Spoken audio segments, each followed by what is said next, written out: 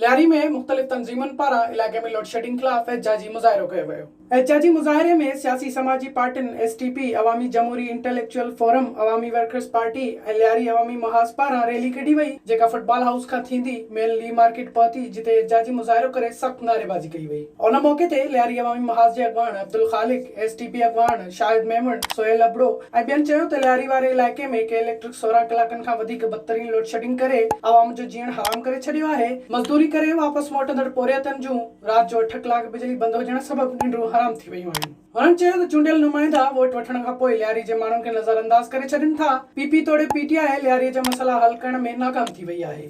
संदन चवण हो त लोड शेडिंग बावजूदि नाकारा डिजिटल मीटरनि जे करे फी घर जो बिल 20 खां 25 हज़ार अची रहियो आहे, जेको भरण अवाम जे वस खां ॿाहिरि आहे। उन्हनि मुतालबो कयो त बिजली जी लोड शेडिंग ख़त्म करे लियारी जे अवाम जा बुनियादी मसइला हल कया वञनि। विज़िट कयो अवामी आवाज़ मीडिया ग्रुप जी वेबसाइट awamiawaz.pk